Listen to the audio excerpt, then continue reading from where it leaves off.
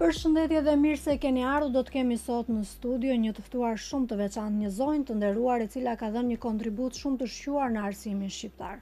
Është pikërisht zonja Valentina Lamani, e cila ndër breza ka edukuar shumë të rinj. Mirëmbrëma dhe mirë se keni ardhur. Mirë se ju gjeta dhe faleminderit për ftesën. Është kënaqësia jonë në fakt.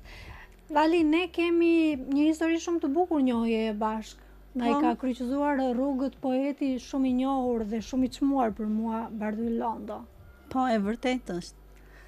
Në bisedat e shumta me zotin Bardyl, sepse unë kam edhe mikë edhe të afërm të familjes, bisedonim gjithmonë për poezin. Mbasi unë e kam aq qejf ato poezin dhe e lexoj me shumë ëndje. Madje dhe shumë herë nxënësve të mi në orë të mësimit u lexoja gjeja ndonjë poezi të bukur e thosha, mirë, u lodhët tani, dëgjoni një poezi të bukur, t'ua thot Zysha. Sepse është dhe një thënie shumë e rëndësishme që nuk mund të jesh matematikan, po nuk qenë në shpirt poet. Edhe kjo më ka ngelur kështu në mendje. E vërtetë është me Bardylin duke biseduar, e duke pirë kafe, më thot, o Vali, thot, është një poete nga Fjeri, një Majlinda Nana Rama. O, i thash unë sikur nuk e njoh, po tha, është një poete e lindur, më tha mua. Dhe unë më shtiu ai kurioziteti që po dale ta takojmë, kush është kjo? Po tha, është ta mua më ka pëlqyer shumë, tha, edhe them tha që ajo e ka të lindur poezin. Dhe vërtet, kur unë u njohta pastaj me poezin tënde, ishte më se e vërtet kjo gjë. E mbaj mend këtë porosit të Bardylit se nuk keni kontaktuar ato ditë, jemi takuar domethënë. Jemi takuar. Tani e lëm pas këtë duke e kujtuar gjithmonë për mirë poetin ton të shquar, për të mbërritur tek fusha juaj. Pra një matematiciene që lexon poezi çuditërisht. Si mbërritët tek matematika, se është një deg shumë e vështirë për gratë. Ashtu është. Në kohën kur unë kam mbaruar, në 81 gjimnazin, në gjimnazin Janaj Kilica në Fier, ëndra ime ishte që të bëhesha mjeke ose inxhiniere, sepse në atë kohë Fieri ishte një qytet industrial, edhe me ato ëndra që do jem inxhiniere në një nga këto veprat, por siç ishte në atë kohë nuk merrje të drejtën e studimit atë deg që doje, dhe mua më doli për matematik. Me thënë të drejtën u mërzita pak, jo se nuk e doja lëndën e matematikës, sepse unë isha shumë mirë në atë lëndë, unë kisha një mësues që në gjithë jetën dhe karrierën time si mësuese, atë kam pasur si vizion. Një profesor shumë të nderuar, Edmond Lule. Më ka dhënë shumë i njohur, 4 vjet mësime dhe unë atë kam si ëngjëllin tim, që më ka ndjekur pas në çdo. Atë e kisha si modelin tim. Edhe megjithatë, edhe pse nuk e kisha ndëruar që mund të bëhesha mësuese matematike, vajta, dola mirë aty dhe që nga momenti që kam mbaruar e derisa dola në pension, jam përkushtuar këtij profesioni. Në fakt, mësuesia është sa profesion i bukur, aq edhe i vështirë, sepse ke të bësh me breza që nuk i përkasin brezit tënd. Si ka qenë kjo lloj përvoje? Përvoja ka qenë në të shumtën e rasteve shumë e mirë.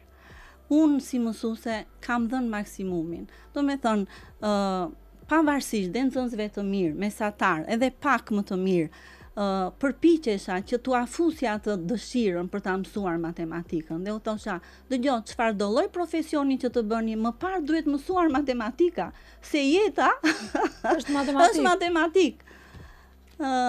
Por kam pas një lidhje shumë të mirë me nxënësit e talentuar në matematik, i ndihmoja shumë, thosha sa mirë që kanë nxënës që mësojnë kaq shumë matematikën, se në fund të fundit s'para e kanë qef që të vënë edhe për mësues matematike apo pedagog matematike, dhe sot ndihet një çik ajo etja për mësues para vënë edhe se kanë shumë qef. Ka arsyet e veta dhe kjo, po në përgjithësi kam pasur nxënës shumë të mirë. Dhe keni patur një përvojë edhe tek shkolla ushtarake Skënderbej. Po, sa kam mbaruar në vitin 1985, u emërova në shkollën Skënderbej. Ajo shkollë ka qenë si një universitet i dytë për mua.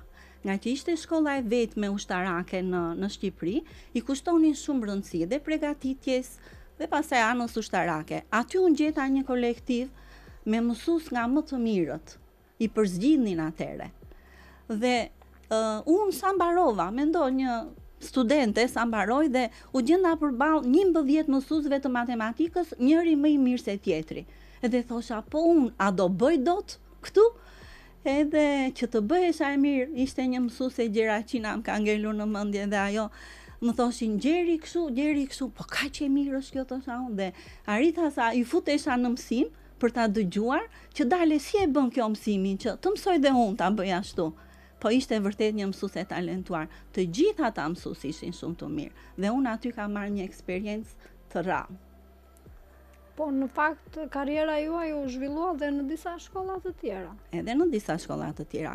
Madje unë do të thosha që në vitet kur unë kam punuar 85-92 në shkollën Skënderbej, u liberalizuar një çik sepse kishte shumë nxënës të mirë që donin të studionin më lart, jo në akademinë ushtarake, por në shkolla civile. Dhe shumë prej tyre, madje tashmë janë në profile jurist, gazetar. Një moment kam pasur nxënës Auron Taren. Auroni nuk para e kishte qef matematikën dhe unë gjithmonë sa herë shikoj ai mbante libra të historisë poshtë. Lexonte në mënyrë të jashtëzakonshme dhe unë thosha, po miro këtu në orë të mësimit do lexosh ti, më lë rozysh se e kam pasion këtë gjë. Edhe shumë nxënës të tjerë që kanë bërë karriera. Bardyl Kolçaku, që ka qenë general, shefi shtabit të përgjithshëm, sot është deputet, e shumë të tjerë dhe jam krenar për ata nxënës që edhe pse studiuan shkollën ushtarake, ata kontribuan, mbaruan shkolla civile dhe kontribuojnë në sfera të ndryshme. I takon sot I takoj gjithmonë me respekt edhe bile para disa vjetësh më thirrën ata të klasës kujdestare, këtu e të vitit 87, zysh kemi qef se na ke pas kujdestare, ulëm, hëngrëm një drek, po ata ishin bërë burra, bile unë kam pas nxënës fëmijët e tyre në gjimnazin Ismail Qemali, por që janë kujtime shumë të bukura. Në fakt njihesh në shoqëri si Zysh Vali, jo si Valentina. Vali. Të pëlqen kur të thrasin Zysh Vali? Më pëlqen. Dhe diçka tjetër, duke qenë se keni kaluar disa breza, unë doja të ndaleshim pak tek ndryshimi i brezave, tek psikologjia e të rinjve dikur me ata sot. Por me qenë se keni ndruar dhe disa stafe edhe tek kolegët e dikurshëm me këta sot. Sepse duke sikur ballafaqohen dy kohë. Ballafaqohen dy kohë, është e vërtet. Unë e them gjithmonë që edhe stafet e mësuesve kanë qenë shumë të mirë, edhe nxënësit ishin shumë të përkushtuar Majlinda në atë kohë, sepse ndoshta ishte ajo ideja që të mbaroje një shkollë të lartë edhe të gjeje një punë më të mirë për një jetë më të mirë. Ndërsa është ndryshe sot. Mua më duket sikur interesi ka rënë pak te nxënësit. Po nuk do të them që është e përgjithshme, sepse kemi mjaft nxënës shumë cilësor e të mirë, por sot është e mira që nxënësit shkojnë drejt atyre prirjeve që ata kanë për të studiuar. Dhe nuk do të thotë që një nxënës që nuk mëson mirë në matematik, ai ka një prirje tjetër, ai do të bëhet do marrë një zanat, do bëj një profesion që ai e ka ose hobi ose e ka të dashur. Por ideja është që më shumë duhet sot të këmbgullim që nxënësit të studiojnë më shumë, sepse kohën më të madhe ata e harxojnë me këto mjetet të informatikës, jo me iPad-e, jo me celulare, jo. Dhe ti kur jep një ushtrim, ai me një herë hap atë chat GPT-n, edhe i gjen, po aty është puna që nxënësi duhet të arsyetoj për një problem. Dhe duhet libri. Libri është ai që i jep një formim të përgjithshëm nxënësit. Pavarësisht se ai merr informacion edhe nga celularët, edhe nga Facebooku, nga rrjetet e tjera, aman libri është ai që të kultivon, libri është ai që të jep horizont. Libri nuk zëvendësohet. Unë me këtë parim jam. Pra po thoni që i kanë kushtuar më shumë vëmendje dikur nxënësit. Më shumë vëmendje. Unë po të them, sa jepja një ushtrim pak më të vështirë në orë të mësimit, edhe kisha një nxënës, besoj edhe duhet ta përmend, një Arli Kristo, ishte i jashtëzakonshëm. Ai rinte në fund të bankës dhe unë sa jepja një ushtrim dhe thosha, a do ma bëj njëri këtë ushtrim? Ai që nga fundi ma bënte mua kështu me kokë që po zysh e bëra. Nuk ishte kënaqësi më të madhe. Ai sot vazhdon për mjek, besoj do bëhet një mjek shumë i mirë. I uroj suksese dhe Arlit. Po, është mirë dhe shumë nxënës të tjerë kam pasur, shumë të apasionuar mbas matematikës. Është mirë kur përmend modele të tilla si ky Arli që thoni ju. Dhe diçka zyshvali. Po të drejtojmë dhe unë si masa. Si nxënësit e mi. Po. Tek mësuesit është një nocion që konsiderohet psikologjia e mësimdhënies, që do thotë përveç se të japësh mësim, nxënësit, studentit duhet hysh dhe në shpirtin e tij, në mendjen e tij. Ashtu është. Për të mbërritur tek psikologjia.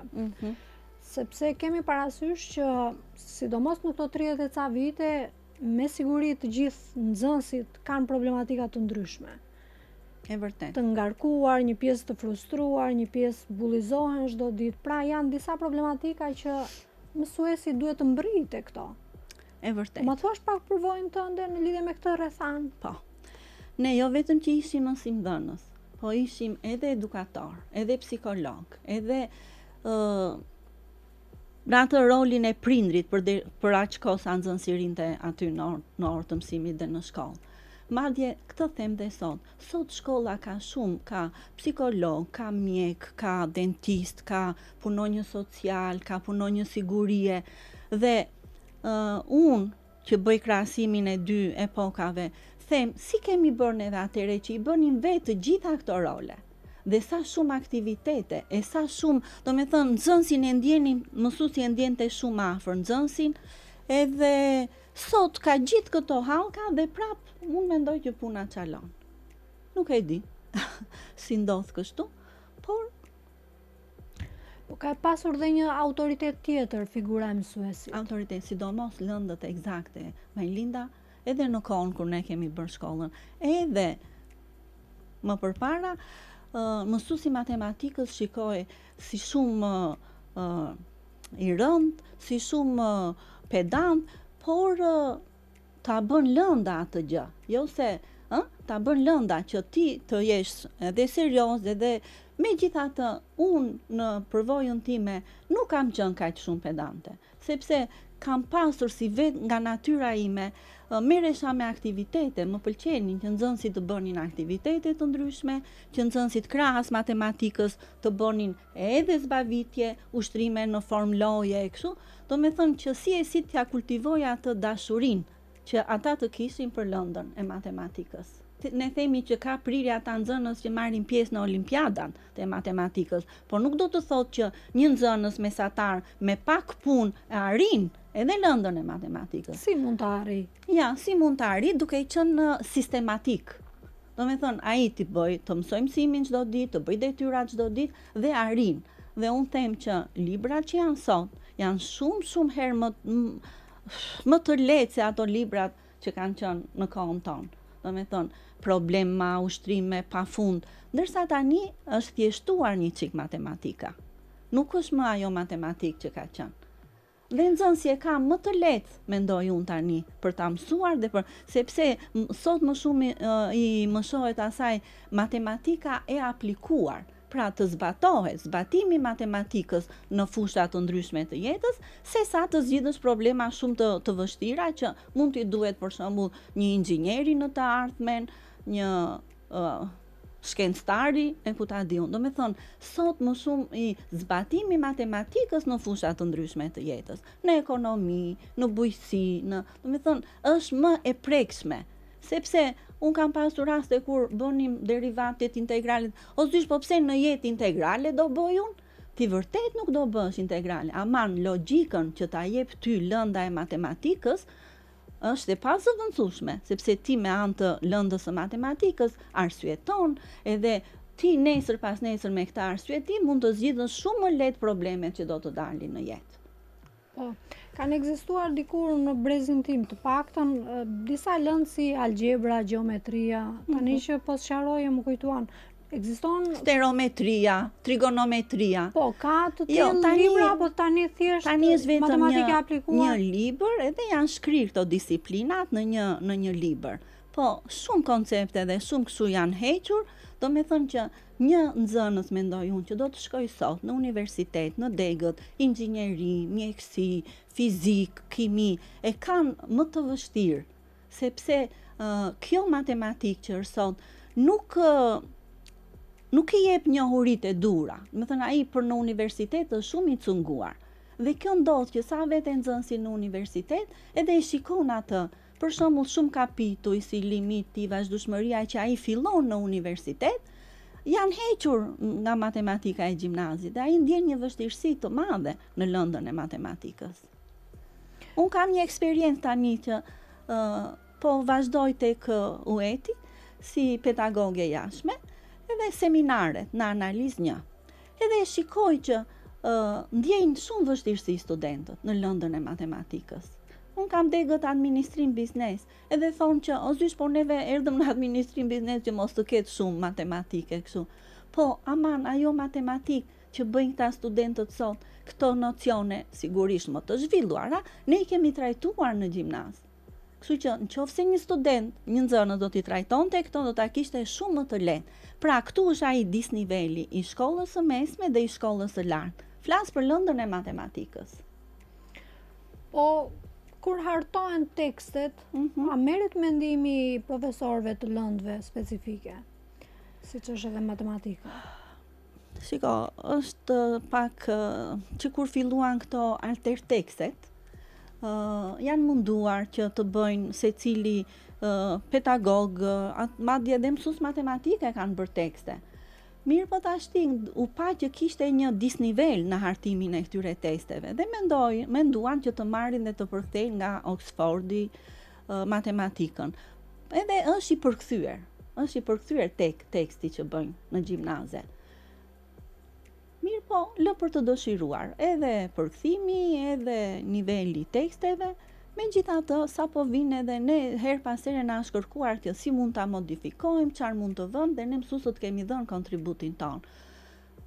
Duke u përmirësuar janë, të shohim tani në të ardhmen. Po prandaj të pyeta sepse ky debat zjen dhe nuk është i sotëm, që tekstet nuk janë në nivelin e duhur edhe me mangësi shkencore, domethënë në thelb. Po. Prandaj dhe ju pyeta, a keni bërë ndonjë hap ju, se duket sikur mbetet në kuadrin e fjalëve. Ashtu është, po. Për shembull, ne që jemi mësues të vjetër me përvojë, duke ditur dhe çfarë kemi dhënë më përpara, ne mundohemi që t'i plotësojmë ata nxënës me këto njohurinë. Por më vështirë kanë këta mësuesët e rinj, sepse mësuesët e rinj në fundit tekstin do kenë aty përpara që do t'u japin nxënësve njohurinë. Me që dole tek mësuesit e rinj. Jo unë, por shumë si unë janë shumë skeptik tek mësuesit e rinj. Një pjesë duket sikur dalin me formim të paqartë nga universitetet, sigurisht jo për fajt të tyre, për fajt të sistemit që është ndërtuar në arsim, por drama më e madhe fillon ose merr zë në lëndët e tilla, siç është matematika, pra shkencat eksakte që kërkojnë një disiplinë të rrept të mësimdhënies. Do doja që ta diskutonim këtë çështje, sepse ndryshe është kur del një mësues i dobët letërsie, do lexojë dhe do jap. Po kur del një mësues i dobët kimie, fizike, matematike, s'ka çfarë lexon ai. E vërtetë është.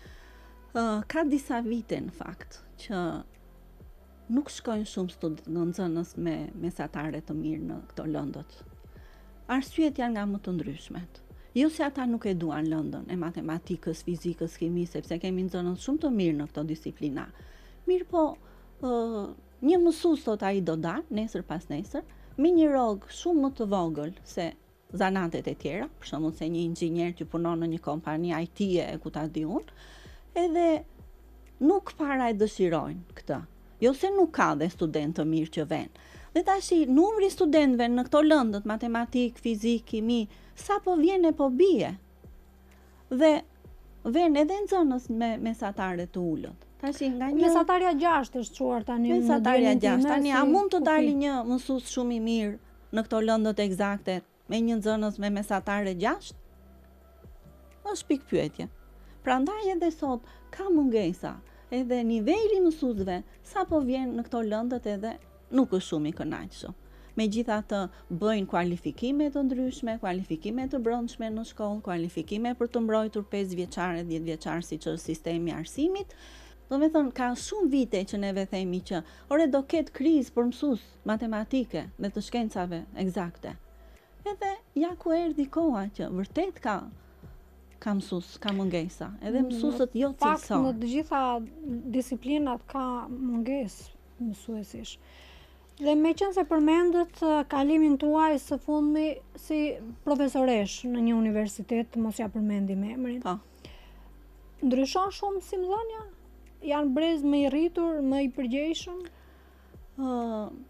Kjo është eksperiencë e re për mua dhe të them të drejtën, janë më të përgjegjshëm, janë më të interesuar, por mangësitë janë të mëdha që nga shkolla e mesme. Dhe prandaj bëhet një kalim, do me thënë që unë që kam eksperiencë në shkollën e mesme dhe tani aty në universitet, që t'ua japësh një çik më lehtë këtë kalimin, këtë vështirësinë që ata kanë.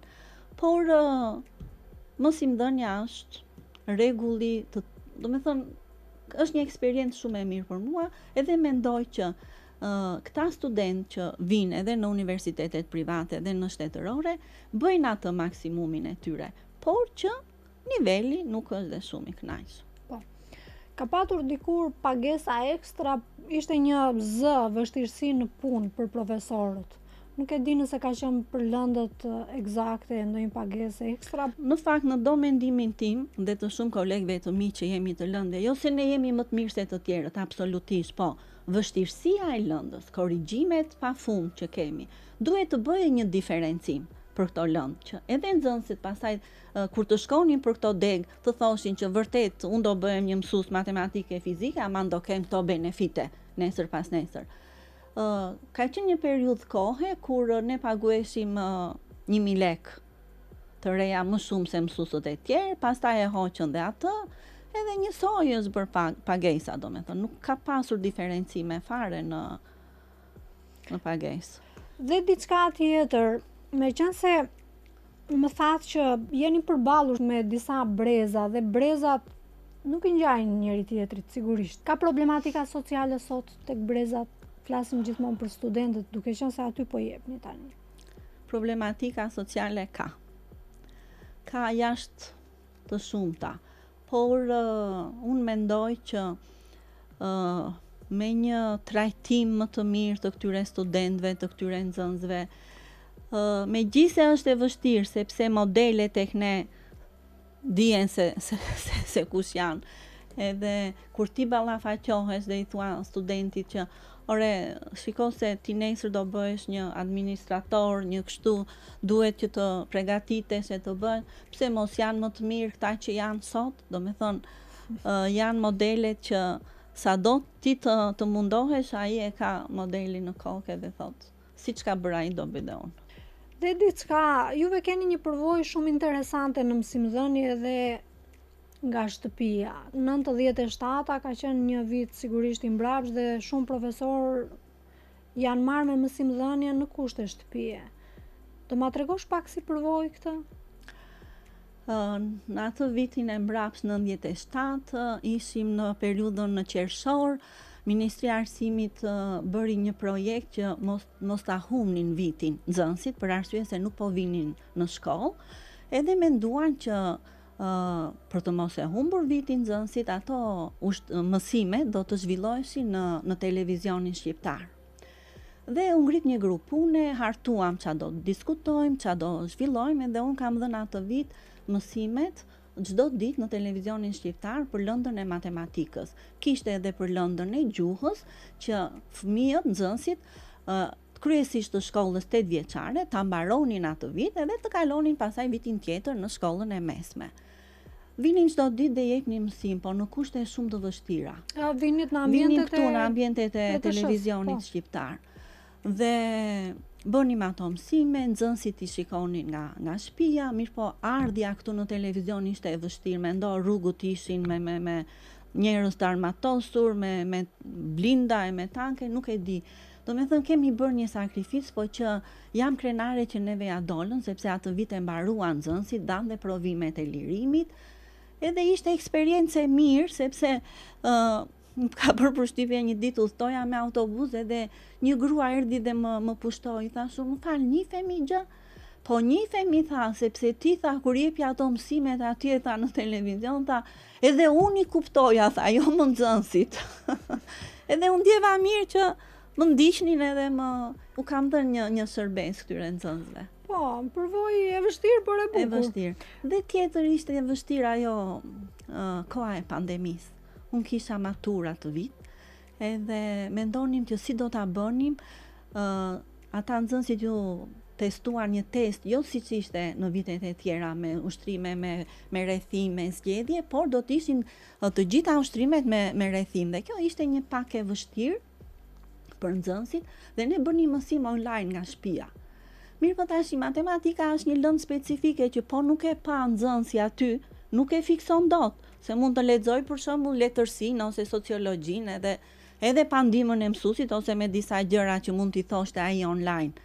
Edhe unë çfarë bëja? I bëja disa ushtrime që ishin të vështira në një karton kështu të madh, e ngjisja aty në derë edhe i thosha atim shoqi, më filmo tani që t'u çoj nxënësve që të shikojnë se si bëhen këto ushtrime. Mirë, po nuk ishte e lehtë dhe ajo punë. Megjithatë ja dolëm. Dhe më shumë i ngrija dhe moralin, u thosha, mirëmëngjes o nxënës, sot një kohë e mirë, neve jemi mirë, uroj t'jeni dhe juve mirë me prindrit sepse kaluan trauma të mëdha nga Covidi. Edhe ata thoshin, o zysh, rofshti që na jep këtë pozitivitet, ta marrim me pozitivitet ditën, mësuesja u ka bërë ushtrimet që u duhen. Do me thënë, janë disa metoda që mësuesit po të duan, i realizojnë. Po ta duan lëndën, po ta duan nxënësin, po mirë, po sot për fat keq ndihet një farë indiferentizmi. E me të mësoj thot se çfarë pune tjetër ka.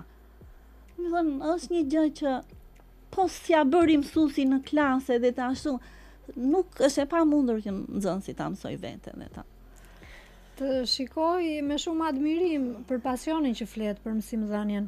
Dhe me që jemi në këtë pikë, do kishe një porosi për mësuesit e rinj? Mësuesit e rinj duan ta dashurojnë lëndën. Po se dashurove lëndën nuk bëhesh mësues i mirë. Mirë, po tashi jo të gjithë e kanë këtë dhe gjithmonë dhe kur vinin aty në shkollë mësues të rinj i përkraja shumë edhe i thosha, dëgjoj, që nga paraqitja mësuesi. Se ndonjëherë vini me sy dhe kështu në majt kokë, ku të futesh kështu ti në orë të mësimit. E diti që të shikojnë 40 palë sy aty. Ashtu siç ne për shembull kur na vinte ndonjë na bënte ndonjë mbledhje, puna e parë është që të shikon fizikisht. Dhe mësuesi duhet jetë sa më i rregullt dhe sa më, me veshje, me përparse, me kështu sepse ti po vjen aty për dhënë mësim. Mirë, po këto të reja sikur nuk e kanë shumë të gjë. Po, në fakt mbaj mend ti shikonin mësueset si modele, si visheshin, si kriheshin, si qëndronin, si flisnin. Sepse mësuesja është po 5 orë, 6 orë aty në një auditor me shumë nxënës. Dhe tashin, edhe ndonjë mërzitje që ti do ta kishe, se gjithë familjar me halle, me probleme, nuk do t'ja transmetosh nxënësve, se në fundit çfarë ka nxënësi që ti je e vrikosur sot, e t'u nxjerrësh atyre. Domethënë, disa gjëra u thoja këtyre mësuesve të reja, dhe këto kandidate që vinin bënin praktikat.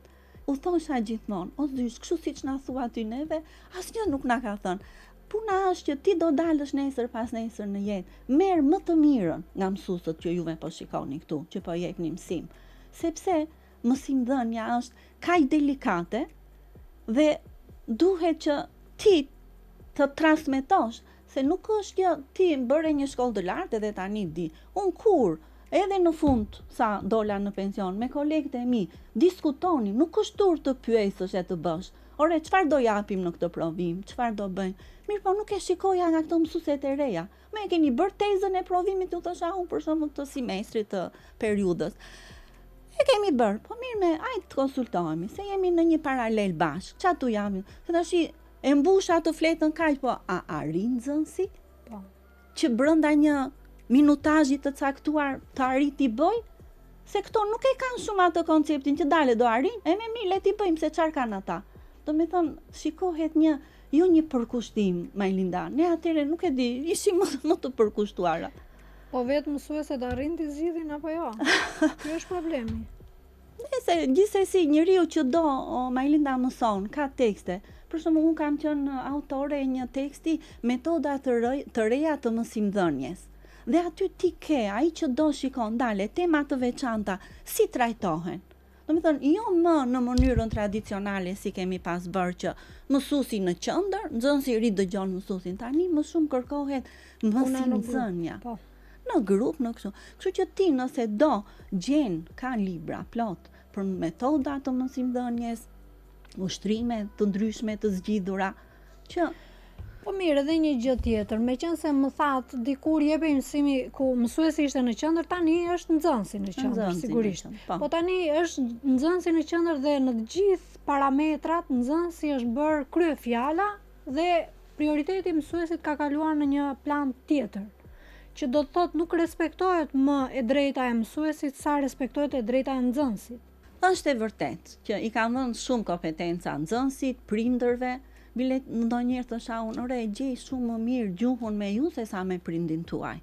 Vinin prindit të alarmuar për një notë jo të mirë që merrte nxënësi, më i zonjë, po shikojmë a e ka bërë, se ka bërë, ose të bisedojmë pse ka ndodhur kështu, pse s'ka ndodhur kështu. Do me thënë, janë bërë prindrit nga që kërkojnë shumë notën tek nxënësit, edhe kur ata nuk e meritojnë, edhe bëjnë shumë sjellje të gabuar ndaj mësuesit. Por unë mendoj kështu që një mësues që është i aftë, që nuk bën gabime, tash nuk bën gabime, gjithë njerëz jemi, po që sillen mirë me nxënësin, me mësuesin, me prindrin, nuk besoj që do ketë. Mirë, po tash çfarë ndodh? Nxënësit kalojnë kohën më të madhe me mjetet elektronike, celular, iPad, dhe jo shumë e kanë mendjen tek mësimi dhe nuk studiojnë shumë. Dhe tani çfarë bëjnë? E ka fajin mësuesi që nuk i vën notën, e ka fajin shkolla, ambienti bëhet toksik sepse nivelet janë nga më të ndryshmet, nxënësit shpeshherë bullizohen. Do me thënë, këto probleme që ne nuk i kemi pasur më përpara dhe dalin tani në dukje shumë. Tani mësuesin e çon, e degradon fare për një rast që mund të ndodhi e mund të...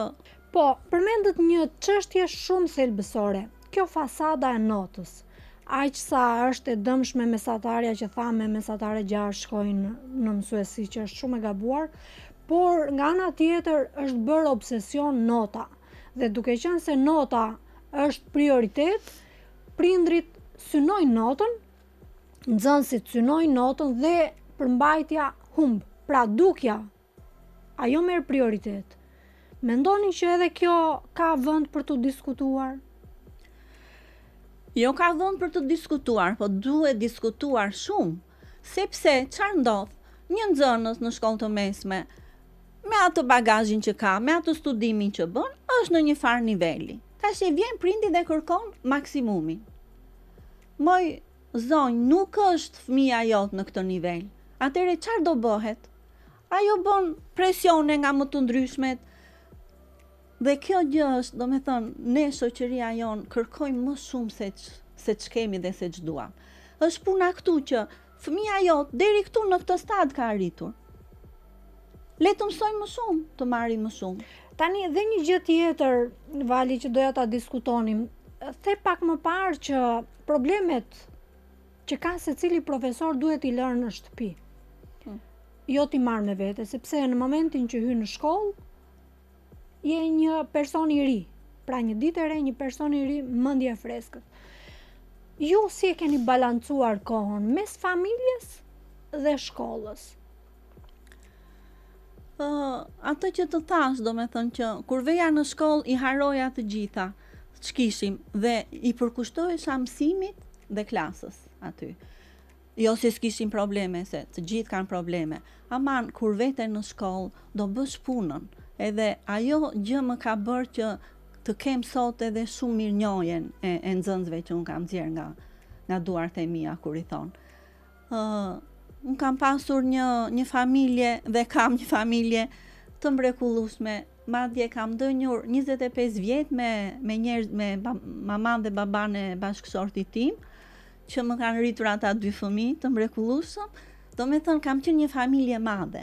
Dhe unë gjeja kohën që edhe në familje të isha shumë mirë, po edhe në punë të isha e përkushtuar dhe e vëmendshme për çdo nxënës. Me qënë se erdhëm këtu. Dhe jeni mama e 2 fëmijëve, Ledinës dhe Glenit. Dhe Glenit, po. Të dy kanë vijuar, po them, profesione të rënda. Nuk kanë marrë nga shkencat shoqërore, por e kanë ndjekur në një farë mënyre modelin tuaj. Do na flasësh pak për fëmijët? Po. Të dy fëmijët vajza kanë mbaruar ekonomikun. Në fakt, ajo ishte më shumë e prirur dhe nga lëndët shoqërore. Por unë, si mësuese, thosha që dëgjoj Ledina, do marrësh një zanat, se adhuronte këtë marrëdhënie ndërkombëtare. Edhe që s'jep zanat. S'jep zanat, e thosha, nuk do gjesh dot vend pune. Edhe domethënë e shtyta që ajo të bënte, jo se e shtyva unë, po konkuroj dhe fitoj në ekonomik. Madje e ka bërë në Lituani, në një universitet amerikan, dhe pastaj mbasi mbaroi atje me rezultate shumë të mira, erdhi këtu, bëri një përvojë 3 vjeçare, pastaj kërkoi një master në Gjermani, ku bëri për kërkime ekonomike dhe tani atje aderon në një kompani. Unë jam krenare për Ledinën sepse ka arritur atje ku donte ajo dhe ku donim dhe neve prindrit. Në fakt ku doja ti? Ku doja unë për Ledinën. Për Ledinën kam këmbgulur një çik. Ndërsa Gleni ishte për këto lëndët shkencore shumë i prirë. Ka qenë një nxënës shumë i mirë, madje edhe ka mbaruar këtu telekomunikacion, po shikon çka ndodhur me Glenin. 3 vite në universitet, Gleni ka marrë një bursë nga AMC-ja, ka qenë atëre, sepse ajo i stimulonte studentët, i pari doli në atë renditje që u regjistruar në telekomunikacion dhe i ka dhënë një bursë për 3 vjet rresht. Edhe menduam neve që kur të mbaronte djali shkollën, kjo kompani që investoi do ta merrte atë të punonte këtu. Mirë, po bëri masterin në Gjermani dhe u kthye. Kjo kompania me shumë vonesi ktheu përgjigje mbas 6 muaj, ndërkohë që atje e mori një kompani në Gjermani, kështu që edhe djalin e kam atje në Gjermani. Domethënë ju jetoni vetëm këtu? Ne jetojmë vetëm, po shumë shpesh vëmë vete fëmijët. Dhe më thatë para emisionit që prisni të bëheni gjyshe. Pres të bëjmë gjyshe, o zot. Duke qenë se jemi tek familja, ç'është e vërteta, familjet sot kanë krizë. Një pjesë e mirë kanë krizë komunikimi. Pra, fëmijët e shikojnë shtëpinë si një hotel dhe prindrit gati se nuk i shikojnë fare, përveç se në mbrëmje, në mos as në mbrëmje, sepse mblidhen vonë në shtëpi. Do kishe një mesazh për këto familje, se zakonisht kur prishet balanca, faji është i dyanshëm. E vërtet është. Këtë shqetësim na i sjellin edhe prindrit kur ne bisedojmë për nxënësit e për kështu. Unë mendoj që prindi sado punë të ketë, i zënë të jetë, duhet të kalojë më shumë kohë me fëmijët e vet. Për arsye sepse edhe këto gjëra, bullizimi që ndodh në shkollë ose një shoqëri e keqe, duhet të dihen nga prindrit. Dhe kjo ndodh vetëm kur ti komunikon me ata, që si kalove sot, çfarë problemi kishe. Jemi përballë disa fakteve që ndodh gjëja dhe prindrit nuk dinin gjë. Kështu që është ose aty po ri në dhomë, po lexon, po mëson, ndërkohë që ai ri gjithë ditën duke bërë mesazhe me shokut, me shoqet, nuk e hap atë librin dhe bëhet një shkëputje midis prindërve edhe fëmijëve. Dhe kjo është një fatkeqësi. Është shumë keq. Për arsye sepse sidomos mosha e adoleshencës ka shumë probleme. Për këto shkolla tani janë ngritur këto grupe të këshilli etikës, këshilli disiplinës, dhe kur na vin prindrit aty dhe thonë, jemi dorëzuar zysh, a mundet të na ndihmosh? Nuk na dëgjon më fëmia. Dhe ky është kulmi për mendimin tim. Po ne ikim gjithë ditën, jemi në punë, fëmijët janë vetëm, i lëm në shkollë, kur kthehen nga shkolla, ne jemi të lodhur, nuk i shikojmë, nuk bëjmë. Me thënë, kjo është një gjë që përrëndon shumë shoqërinë tonë. Ku e kërkojnë asistencën më shumë, në edukim apo thjesht në shkollim, në formim? Unë mendoj që në edukim, Majlinda. Edukimi sot lë shumë për të dëshiruar. I mjaftohemi me ato orët e mësimit që bëjmë, edhe mësuesët janë pak indiferent, nuk futen dot që qa problemi ka ky nxënës, ta bisedoj me familjen, i kam thënë unë, po s'ka ardhur prindi, edhe ndodhemi pastaj në disa ngjarje që janë fundi, domethënë, është shumë keq kjo punë. Dhe prindi bashkë me shkollën, me mësuesin duhet të jenë në unison për mbarvajtjen e fëmijës si në marrjen e tyre shkencave, por edhe në edukim. I thosha gjithmonë nxënësve në mësim dhe u them që ka nxënës që nuk e mësojnë dot lëndën e matematikës, aman mësuesja u thotë të bëheni qytetar të mirë, se në fund të fundit nesër juve do përballeni me jetën, me shoqërinë. Duhet të jeni qytetar të mirë dhe të zotë. Me qenë se jemi tek familja, sot janë shtuar divorcet zysh, Vali, për arsye të ndryshme, sociale, ekonomike e të tjera. Mendoni që do të kishte një skem që t'i bashkonte të rinjt në një emërues të përbashkët, së pari ta vlerësojnë familjen për të cilën familjarët tanë e kanë pasur traditë dhe kanë investuar brez pas brezi. Pra çka kemi të shtrenjtë është lidhja familjare. Sot s'po ndodh, sepse të rinjt bashkohen vetë dhe ndahen vetë shpesh herë pa ndërmjetësimin e familjeve. Dikur kishim probleme, ne po ndryhynte familja. Është e vërtet, Majlinda, vjen keq kur shikon çifte të reja që madje kalojnë, bëjnë edhe dasmën, celebrimet, i bëjnë dasmat ashtu siç ata mendojnë, siç bëjnë sot me bujë të madhe, me shpenzime të shumta, dhe pastaj për një mosmarrveshje fare të lehtë kalojnë deri në divorc. Unë mendoj që këto çifte nuk janë të përgatitura për jetën, dhe këtë përgatitje ata duhet ta marrin edhe nga familja. Se vërtet është e drejta e të riut apo të rejës që të zgjedh këtë doj, me këtë do bashketoj, me këtë do martohet, aman duhet marrë dhe mendimi i familjes, mendoj unë, që të vej mbar, do me thënë një bashkëtesë apo një martesë, sepse shohim shumë shpejt që, po pse u ndan këta, ishin mirë e kështu, për disa gjëra fare banale, që shumë mirë duke unë konsultuar edhe me prindrit, mund t'i zgjidhin ato probleme dhe të mos kalojnë në divorce, sepse aq më tepër kur bëhen edhe nëna me fëmijë dhe baballar, është shumë vështirë dhe të gjitha ato bien mbi fëmijën. Ne kemi pasur edhe eksperjenca aty në shkollë, fëmijë, nxënës me prindër të ndarë, e vuanin atë gjë.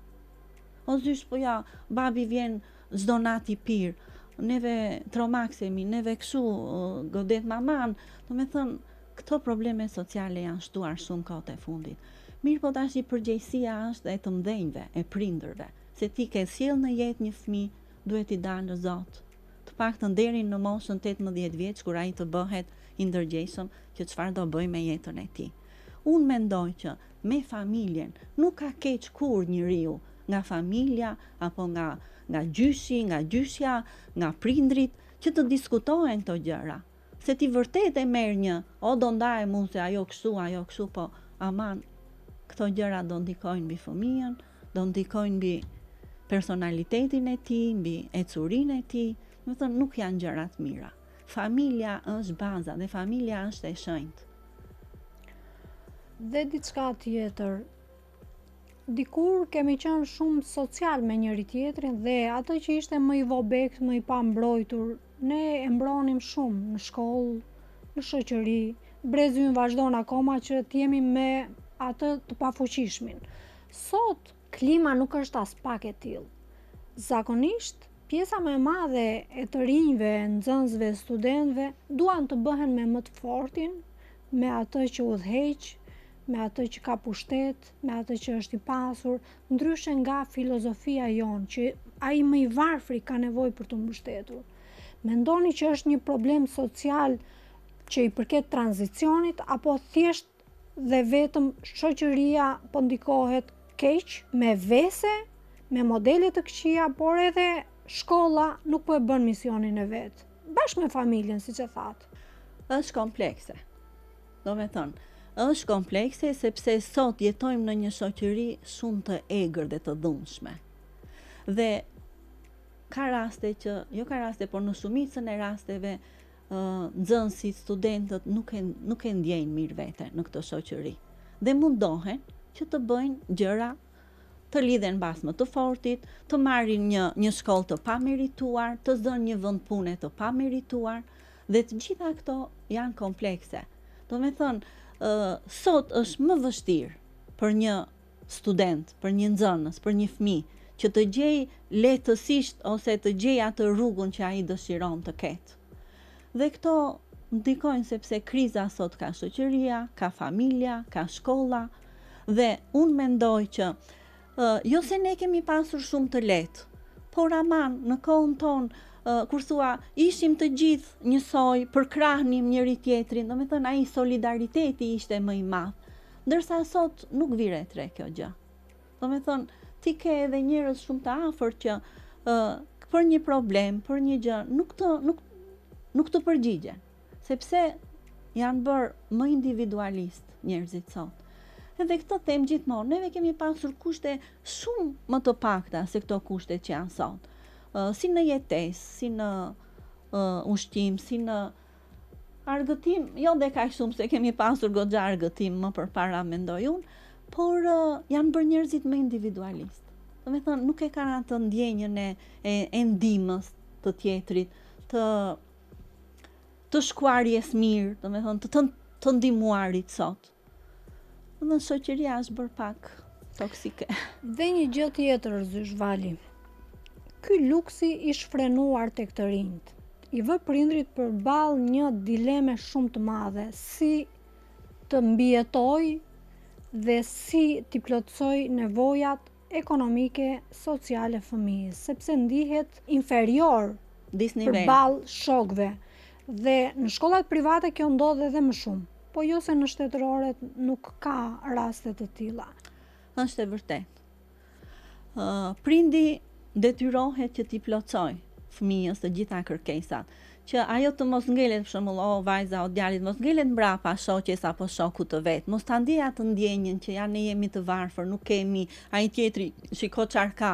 Aman, dhe me këtë nuk jam që nëse ti nuk i ke ato kushte, pse duhet që ti detyrosh prindrit? Bëhen këto mbrëmjet e maturës çdo vit për shembull, të shikosh Majlinda, shpenzime të mëdhaja, unë syç e ka marrë me qira, e ka marrë 200.000 lekë, 300.000 lekë të vjetra fustanin, po pse me syça kaq shumë shpenzime? Ti je e re vet, je e mirë vet, një fustan modest, do ishte shumë më bukur se sa këto fustane që juve u tregojnë, atë natë sikur do martohen me ato fustane të gjata, të shtrenjta. Të është një kështu si garë që ato bëjnë me njëra tjetrën, mirë po këto rëndojnë në familjet shqiptare, sepse janë goxha shpenzime. Mirë po, duhet i përshtaten dhe ato kohës, shoqërisë që është bërë, me thënë. Po në botë nuk ekziston kjo gjë. Nuk ekziston. Kjo është histori shqiptare. Histori shqiptare. Shumë e tmerrshme për mendimin tim. Ashtu është, vërtet. A gjenden rrugë dhe alternativa që të rinjt të mirë edukohen dhe të rriten me punë? Fëmijët tanë nuk janë rritur me punë, janë dembel, dhe në momentin që janë dembel, ata nuk din si fitohet paraja, nuk din si shpenzojnë, nuk din si të komportohen me shokët. Pra është një problem tmerrësisht i ndërlikuar, siç e thatë ju, kompleks, por që po prodhon parazit. Është e vërtet. Unë mendoj që janë Majlinda, edhe të gjitha gjërat, mirë po duhet përkushtim për këtë punë. Për shembull, një fëmijë, një nxënës që nuk është për ta mbaronte 9 vjeçare, nuk është për shkollë të mesme të përgjithshme, ai shumë mirë mund të vejë në një shkollë profesionale, ku të marrë një zanat. Dhe tani këto shkollat profesionale që dikur kanë qenë shumë të mira, po u prishën dhe tani po hapen prap, si punë e tranzicionit, ka shumë kompani që ofrojnë që për të bërë praktikën këta nxënës. Dhe në ato kompani, ata do bëjnë praktikën, do marrin atë eksperiencën, atë punën, edhe vjen një moment që fëmia të mësohet me punë.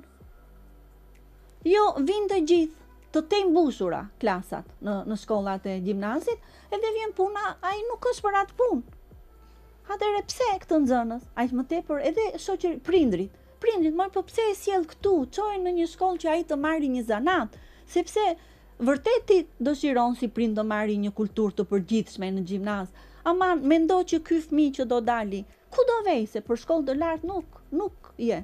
Dhe mua më bëri përshtypje, isha kohët e fundit në Gjermani dhe bisedoja me një qift aty Gjerman që kishte i me bikomshi. Dhe i thosha, djalin ku e ke? Djalin mbaroi gjimnazin edhe do të vej në një nga këto universitete që janë 2 vjeçare që mbarojnë por të marrë një zanat. Sepse mesatarja e tij tha nuk ishte tha për në shkollën e lartë. Po është i ndërgjegjshëm i thashun edhe fëmia që do vej atje. Po tha, ne nuk e diskutojmë, tha, nëse ai tha i ka rezultatet e ulta dhe shkolla dhe mësuesi thota që ai nuk është për këtë gjë, po do marri një drejtim tjetër, i qëndroni strikt atë fjalës së mësuesit. Pra nuk e mbushin fëmijën me iluzione. Dhe ata nuk hëtkeqen siç janë këto, hëtkeqen mami se do ta rregullojmë se ti do vesh në shkollë të lartë si gjithë të tjerët. Dhe pastaj fillojnë ato peripecit pastaj që do ta marrësh me pa të drejtë, po do marifete të ndryshme dhe në fundit fëmia kur del në jetë pastaj nuk është i aftë për atë punë.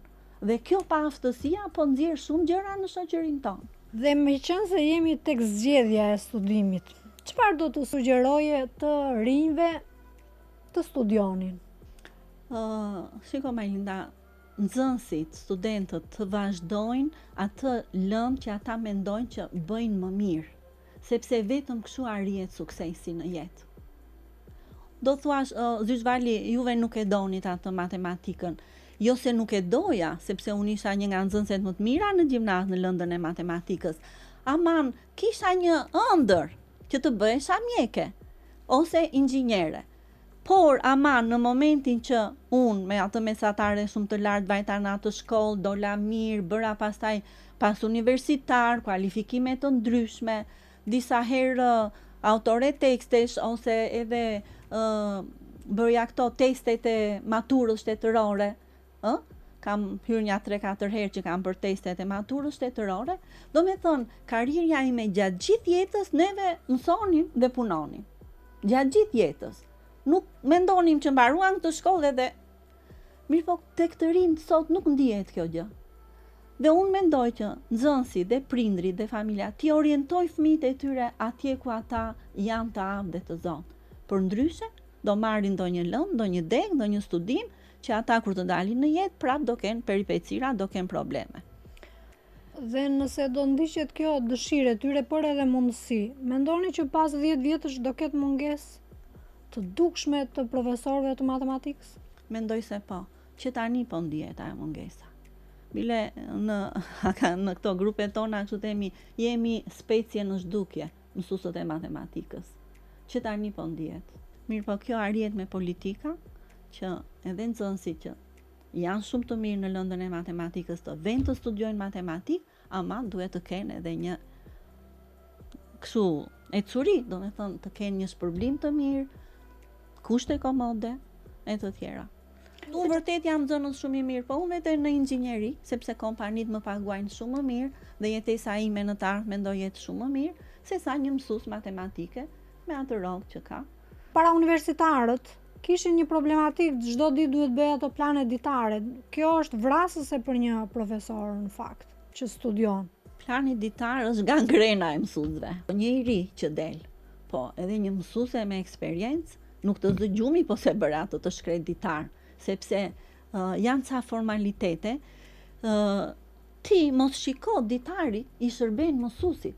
Do të thënë mësuesi kur vjen në shkollë, ka një ide, kam këtë temë, do bëj këto gjëra, tani i shërben mësuesit. Çdo kontroll ose edhe nga drejtoria e shkollës, mlidhni ditare. Më i zonjë, po çfarë do ditarin ti? Ti hajt shiko në orë të mësimit çfarë bën mësuesi. Dhe kjo ka shkëputur tani, themun Majlinda. Këto letrat e shumta që na kërkojnë e kanë kthyer mësuesin sikur është nga këto operatorët të punojnë në kompjuter, të hedhi smipin, të bëj ditaret me kompjuter, me thënë çdo gjë. Mirë, po kjo është një stërmundim. Dhe kjo ka bërë atë shkëputjen që të mos e bëj mirë mësimin brenda orës së mësimit dhe të kushtoj rëndësi formaliteteve. Dhe këtu duhet kërkuar kjo gjë. Shumë. Madje i thoshim sa herë, po kjo më shërben mua. Po pse e ke bërë kështu ti? Për shembull, nuk e thënë që nxënësi të mësoj ose të luaj ose të zgjidh, po diun folje të matshme. E deri këtu arrin që folje si i ke bërë, nuk i ke bërë ashtu siç duhet. I ke bërë gabim. Kur ti të bëj ato kompetencat, do me thënë, sa po vinë e rëndojnë mësuesin më shumë në formalitete, se sa në brendi. Kemi kërkuar her pas here, por nuk të dëgjon miri. Dhe kjo është për të ardhur keq. Madje sa herë që na vinin kështu kontrole dhe unë i thosha, moj zonjë, e shikoni juve që jeni më lart nesh që mësuesi po rëndohet shumë dhe nuk po bën atë mësim. Të falenderoj shumë. Me të vërtet diskutuam shumë gjëra që janë të mpreta, janë aktuale. Vjen mirë që i ndave këto minuta me ne Zyshvali. Dhe unë i falenderoj shumë. Unë ndjeva shumë e lirshëm sot me ju. Dhe thash ato gjëra që unë mendoj se ishte një kënaqësi vërtet. Miq të dashur, ishim me profesoreshën Valentina Lamani, me cilën ndam shumë mendime të vyera për arsimin sot. Shumë faleminderit për vëmendjen, bashkë mirupafshim.